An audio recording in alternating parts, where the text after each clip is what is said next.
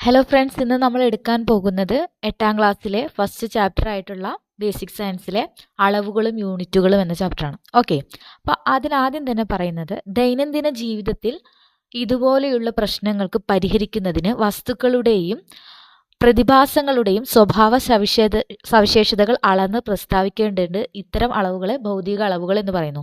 എങ്ങനെയുള്ള സാഹചര്യങ്ങളിൽ ഈ കാറിൻ്റെ എൻജിൻ ജപ്പാനിലും മറ്റു ഭാഗങ്ങളും ഇന്ത്യയിലുമാണ് നിർമ്മിച്ചിട്ടുള്ളത്. പല രാജ്യങ്ങൾ നിർമ്മിക്കുന്നവ എങ്ങനെ കൃത്യമായി യോജിപ്പിക്കാൻ കഴിയും, അവിടെയാണ് നമ്മൾ എന്ത് പറയുന്നത്, ഭൗതിക അളവുകളുടെ കാര്യം പറയുന്നത്.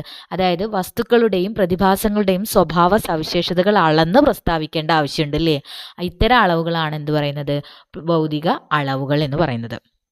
ഓക്കെ, ഇനി ഇവിടെ ചിത്രം തന്നിട്ടുണ്ട്. ഒരാൾ കുഴി അളക്കുന്നതും പിന്നെ തക്കാളി വെജിറ്റബിൾസ് നോക്കുന്നത്, അടുത്തത് ഒരാൾ നമ്മുടെ തുണി മെഷർ ചെയ്യണതിന് പിക്ചറും തന്നിട്ടുണ്ട്. അപ്പോൾ നെക്സ്റ്റ് നോക്കുകയാണ്, കുഴിയുടെ ആഴം അളക്കുന്നു, അതിന് ഉപയോഗിക്കുന്ന ഭൗതിക അളവ് എന്താണ്, നീളമാണ്. പച്ചക്കറിയുടെ തൂക്കം അളക്കുന്നു, അവിടെ ഭൗതിക അളവ് എന്താണ്, മാസാണ്. തയ്യൽക്കാരൻ അളവെടുക്കുന്നു, അവിടെ എന്താണ് നോക്കുന്നത്, നീളമാണ്. ഇനി ഓട്ട മത്സരത്തിൽ സ്റ്റോപ്പ് വാച്ച് പ്രയോജനപ്പെടുത്തുന്നു, അവിടെ എന്താ നമ്മൾ നോക്കുന്നത്, സമയമാണ്, സമയം. അടുത്തത് രക്തസമ്മർദ്ദം അളക്കുന്നു, ഇവിടെ നമ്മൾ എന്താ നോക്കുന്നത്, മർദ്ദം തന്നെയാണ് നോക്കുന്നത് അല്ലെ, പ്രഷറാണ് നോക്കുന്നത്. അടുത്തത് ശരീരത്തിന്റെ ചൂട് അളക്കുന്നു, അവിടെ നമ്മൾ എന്താ നോക്കുന്നത്, താപനിലയാണ്. ഏതാണ്, താപനിലയാണ്.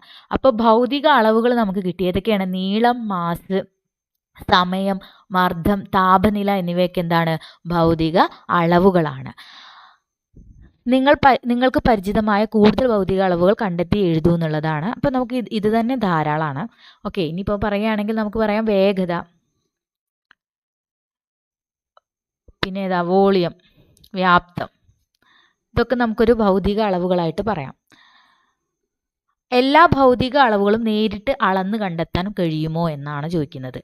അപ്പോൾ നേരിട്ട് അളക്കാൻ കഴിയാത്തവയെ മറ്റ് അളവുമായി ബന്ധപ്പെടുത്താനാവുമോ? അപ്പോൾ ഭൗതിക അളവിൽ എങ്ങനെയുണ്ട്, നേരിട്ട് അളന്ന് കണ്ടെത്താൻ കഴിയുന്ന ഭൗതിക അളവുകളുണ്ട്, അതുപോലെ തന്നെ നേരിട്ട് അളക്കാൻ കഴിയാത്തവയായിട്ടുണ്ട് ഭൗതിക അളവുകൾ. ഓക്കെ, അപ്പോൾ ആ ഭൗതിക അളവുകളെ എങ്ങനെ തരംതിരിച്ചെന്ന് നോക്കുക. അപ്പോൾ അതാണ് അടിസ്ഥാന അളവുകളും വ്യുൽപ്പന്ന അളവുകളും എന്ന് പറയുന്നത്. ഓക്കെ, അടിസ്ഥാന അളവുകളുണ്ട്, വ്യുൽപ്പന്ന അളവുകളുണ്ട് ഭൗതിക അളവുകളിൽ. ഓക്കെ, അപ്പോൾ ഭൗതിക അളവുകൾ അനവധിയുണ്ട്. ഇവയിൽ നീളം, മാസ്, സമയം, വൈദ്യുത പ്രവാഹ തീവ്രത, താപനില, പദാർത്ഥത്തിന്റെ അളവ്, പ്രകാശ തീവ്രത, ഓക്കെ, പ്രകാശ തീവ്രത എന്നിവ അടിസ്ഥാന അളവുകൾ എന്നറിയപ്പെടുന്നു. ഓക്കെ, അപ്പോൾ അടിസ്ഥാന അളവുകൾക്ക് ഉദാഹരണങ്ങൾ നമ്മൾ പഠിച്ചു. എന്തൊക്കെയാണത്, നീളം, മാസ്, സമയം, വൈദ്യുത പ്രവാഹ തീവ്രത, താപനില, പദാർത്ഥത്തിന്റെ അളവ്, പ്രകാശ തീവ്രത. ഓക്കെ, ഇവയെ പരസ്പരം ബന്ധപ്പെടുത്തി മറ്റ് എല്ലാ അളവുകളെയും പ്രസ്താവിക്കാൻ കഴിയും എന്നുള്ളതാണ് നമ്മുടെ ഭൗതിക അളവിൻ്റെ, അതും അടിസ്ഥാന ഭൗതിക അളവ് കേട്ടോ. അടിസ്ഥാന അളവുകളുടെ പ്രയോജനം എന്ന് പറയുന്നത്, അതായത് നീളം, മാസ്, സമയം, വൈദ്യുത പ്രവാഹ തീവ്രത, താപനില, പദാർത്ഥത്തിന്റെ അളവ്, പ്രകാശ തീവ്രത തുടങ്ങിയവയെല്ലാം അടിസ്ഥാന അളവുകളാണ്. ഇവയെ പരസ്പരം ബന്ധപ്പെടുത്തിയിട്ട് എന്ത് ചെയ്യാം, മറ്റ് എല്ലാ അളവുകളും നമുക്ക് പ്രസ്താവിക്കാൻ കഴിയും എന്നുള്ളതാണ് ഇമ്പോർട്ടൻ്റ്. അതായത് പരസ്പരം ബന്ധമില്ലാതെ നിലനിൽക്കുന്നതും മറ്റ് അളവുകൾ ഉപയോഗിക്കാൻ പ്രസ്താവിക്കാൻ കഴിയാത്തതുമായ അളവുകളാണ് അടിസ്ഥാന അളവുകൾ. എങ്ങനെയാണ്, പരസ്പരം ബന്ധമില്ലാതെ നിലനിൽക്കുന്നതുമാണ്, മറ്റ് അളവുകൾ ഉപയോഗിച്ച് പ്രസ്താവിക്കാൻ കഴിയാത്തതുമായ അളവുകളാണ് അടിസ്ഥാന അളവുകൾ എന്ന് പറയുന്നത്. ഓക്കെ, അപ്പോൾ ഈ അടിസ്ഥാന അളവുകൾ ഉപയോഗിച്ച് നമുക്ക് മറ്റ് അളവുകളെ പ്രസ്താവിക്കാൻ, അതേസമയം മറ്റ് അളവുകൾ ഉപയോഗിച്ചുകൊണ്ട് ഒരിക്കലും നമുക്ക് അടിസ്ഥാന അളവുകളെ പ്രസ്താവിക്കാൻ കഴിയില്ല എന്നുള്ളതാണ് നമ്മൾ മനസ്സിലാക്കേണ്ടത്. ഓക്കെ, അപ്പോൾ സൂചിപ്പിക്കുന്ന സന്ദർഭങ്ങൾ അടിസ്ഥാന അളവുകൾ കണ്ടെത്തി എഴുതൂ എന്നുള്ളതാണ്. നമ്മൾ ഓൾറെഡി പറഞ്ഞു ഏതൊക്കെയാണ് അടിസ്ഥാന അളവുകൾ എന്നുള്ളത്. ഓക്കെ, നെക്സ്റ്റ് പറയുന്നത് ചുമർ പെയിൻറ് ചെയ്യുന്നത് പരപ്പളവ് ഭൗതിക അളവാക്കി എടുത്തിട്ടാണ്. ഓക്കെ, പരപ്പളവ് പറയുമ്പോൾ നമുക്കറിയാം നീളം ഇൻറ്റു വീതിയാണ് എന്ത്, പരപ്പളവ് എന്ന് പറയുന്നത് അല്ലേ. ഏരിയ കണ്ടുപിടിക്കാനുള്ള ഇക്വേഷൻ നീളം ഇൻറ്റു വീതി എന്നുള്ളതാണ്. അടുത്തത് മരുന്നിൻ്റെ അല്ലെങ്കിൽ ദ്രാവകത്തിൻ്റെ അളവ് വ്യാപ്തമാണ്, അളവുജാറിൻ്റെ ചുറ്റളവ് ഇൻറ്റു എന്താണ്, ഉയരം. ഓക്കെ, ഉയരം. ഇതും അളവ് ജാറിൻ്റെ ചുറ്റളവ് ഇൻറ്റു ഉയരമാണ് വ്യാപ്തം കണ്ടുപിടിക്കാനുള്ളത്, അതായത് മരുന്നിൻ്റെ ദ്രാവകത്തിൻ്റെ അളവ് കണ്ടുപിടിക്കാനുള്ളത്. ഓക്കെ, അപ്പോൾ പരപ്പളവ് ചുമർ പെയിൻറ്റ് ചെയ്യുന്നതിൻ്റെ പരപ്പളവ് കാണാൻ നീളം ഇൻറ്റു വീതി യൂസ് ചെയ്യുന്നു. അതേസമയം മരുന്നിൻ്റെ അല്ലെങ്കിൽ ദ്രാവകത്തിൻ്റെ അളവ് കാണാൻ വ്യാപ്തം കാണാൻ അളവ് ജാറിൻ്റെ ചുറ്റളവ് ഇൻറ്റു ഉയരം നോക്കുന്നു. ഓക്കെ, അപ്പോൾ ഇവയെല്ലാം രണ്ട് സ്ഥാനങ്ങൾക്കിടയിൽ ദൂരം അല്ലേ എന്നാണ് ചോദിക്കുന്നത്. പരപ്പളവ് വ്യാപ്തം എന്നിവ കണ്ടെത്താൻ ഇവിടെ ഏതെല്ലാം അളവുകളാണ് ഉപയോഗിച്ചിട്ടുള്ളത് എന്നാണ്. നമുക്കറിയാം നീളം ഇൻറ്റു വീതി ഇൻറ്റു പിന്നെ ഇവിടെ ഉയരം കാണുന്നുണ്ട്, നമ്മൾ ചുറ്റളവ് ഒക്കെ എല്ലാം കാണുന്നുണ്ട്. അതായത് ദൂരം, രണ്ട് സ്ഥാനങ്ങൾക്കിടയിലെ ദൂരം എന്നത് നീളം എന്ന ഭൗതിക അളവിനെ സൂചിപ്പിക്കുന്നു. പരപ്പളവ്, വ്യാപ്തം എന്നീ അളവുകളെ കണ്ടെത്താൻ നീളം എന്ന അടിസ്ഥാന അളവാണ് നമ്മൾ ഉപയോഗിച്ചത് അല്ലേ.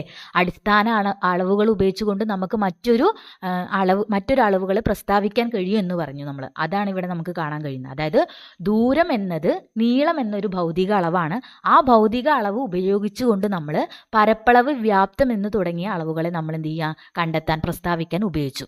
അപ്പോൾ ഇവിടെ നമുക്ക് മനസ്സിലാക്കുന്നത് അടിസ്ഥാന അളവുകൾ ഉപയോഗിച്ച് കണ്ടെത്താവുന്ന മറ്റ് അളവുകളെ നമ്മൾ എന്തു പറയുന്നു, വ്യുൽപ്പന്ന അളവുകൾ എന്ന് പറയുന്നു. ഓക്കെ, വ്യുൽപ്പന്ന അളവുകൾ എന്ന് പറയുന്നത് എന്താണ്? അടിസ്ഥാന അളവുകൾ ഉപയോഗിച്ച് കണ്ടെത്താവുന്ന മറ്റ് അളവുകളെ നമ്മൾ വ്യുൽപ്പന്ന അളവുകൾ എന്ന് പറഞ്ഞു. ഓക്കെ, അതായത് അടിസ്ഥാന അളവുകൾ ഉപയോഗിച്ച് പ്രസ്താവിക്കാൻ കഴിയുന്ന അളവുകളെയാണ് നമ്മൾ വ്യുൽപ്പന്ന അളവുകൾ എന്ന് പറയുന്നത്. ഓക്കെ, അടിസ്ഥാന അളവുകളായിട്ടുള്ള നീളം അല്ലെ, ഉയരം, മാസ് ഇതൊക്കെ ഉപയോഗിച്ചിട്ടുള്ളത് അടിസ്ഥാന അളവുകൾ ഉപയോഗിച്ച് പ്രസ്താവിക്കാൻ കഴിയുന്ന അളവുകളാണ് എന്ത് പറയുന്നത്, വ്യുൽപ്പന്ന അളവുകൾ എന്ന് പറയുന്നത്. അടുത്തത്, ഒരു ഗ്യാസ് സിലിണ്ടറിൻ്റെ മാസ് രേഖപ്പെടുത്തിയിരിക്കുന്നു നോക്കൂ. അപ്പോൾ സിലിണ്ടറിൽ രേഖപ്പെടുത്തിയിരിക്കുന്ന മാസ്, ഇതാണ് നമുക്ക് ഇമ്പോർട്ടൻ്റ്. സിലിണ്ടറിൽ രേഖപ്പെടുത്തിയിരിക്കുന്ന മാസ് എന്ന് പറയുന്നത് എത്രയാണ്? 14.2 കിലോഗ്രാം ആണ്. ഓക്കെ, എഴുതിയത് ശ്രദ്ധിക്കണേ, 14.2 കിലോഗ്രാം ആണ്. ഇവിടെ മാസ് എന്ന ഭൗതിക അളവിനെ 14.2 എന്ന സംഖ്യാമൂല്യവും കിലോഗ്രാം എന്ന യൂണിറ്റും ഉപയോഗിച്ചിട്ടാണ് സൂചിപ്പിച്ചിരിക്കുന്നത്. അപ്പോൾ ഇവിടെ നമ്മൾ എന്താ നോക്കുന്നത്? ഇവിടെ മാസ് എന്ന ഭൗതിക അളവിനെ 14.2 എന്ന സംഖ്യാമൂലവും അതേസമയം തന്നെ കിലോഗ്രാം എന്ന യൂണിറ്റും ഉപയോഗിച്ചിട്ടാണ് സൂചിപ്പിച്ചിട്ടുള്ളത്. ഓക്കെ, അപ്പോൾ ഭൗതിക അളവുകൾക്ക് നമുക്ക് എന്ത് വേണം? സംഖ്യാമൂലവും യൂണിറ്റും എഴുതണം എന്നുള്ളത് മനസ്സിലാക്കാം. ഓക്കെ, ഭൗതിക അളവുകളുടെ സംഖ്യാമൂലവും യൂണിറ്റും എഴുതിയിട്ടാണ് കാണിക്കുന്നത്. ഓക്കെ, അപ്പോൾ ഇനി അവിടെ സന്ദർഭം, ഭൗതിക അളവ്, സംഖ്യാമൂലം, യൂണിറ്റ് രേഖപ്പെടുത്തുന്ന രീതി എന്ന് കൊടുത്തത്. താപനില പറയേണ്ടത് 37.8 സെൽഷ്യസിൽ 37.8 ഡിഗ്രി സെൽഷ്യസ് നേരാവണ്ണത്തിൽ എഴുതിയിരുന്നു. രേഖപ്പെടുത്തുന്ന രീതി കൊടുത്തിരിക്കുന്നു. അടുത്ത നമുക്ക് ഉയരമാണ് അല്ലേ, ഉയരം കണക്കാക്കുന്നത് എന്താണ്? സംഖ്യമൂലം ഇവിടെ എത്രയാണ് പറയുന്നത്? 165 ആണ്. ഓക്കെ, 165. എന്നാൽ അത് യൂണിറ്റ് എഴുതുമ്പോൾ എന്തെഴുതും? സെൻറ്റിമീറ്റർ. Okay, centimetre. ഓക്കെ, ഇനി അത് രേഖപ്പെടുത്തുന്ന രീതി എന്താണ്? ആദ്യം നമ്മൾ സംഖ്യാമൂല്യം എഴുതിയതിന് ശേഷം എന്തെഴുതുന്നു? യൂണിറ്റ് എഴുതുന്നു. cm 165 സെൻറ്റിമീറ്റർ എന്നെഴുതി. അടുത്തത് നമുക്ക് തന്നിരിക്കുന്നത് അളവാണ്, അതായത് മാസാണ് അല്ലേ, മാസാണ് തന്നിരിക്കുന്നത്. ആ മാസ് എന്ന് പറയുന്നത് എത്രയാണ് നമുക്ക് തന്നിരിക്കുന്നത്? 1 കിലോഗ്രാം ആണ്. ഓക്കെ, അപ്പോൾ 1 അതിന് നമ്മൾ എന്ത് ചെയ്യണം? കിലോഗ്രാമിൽ പറയുന്നു.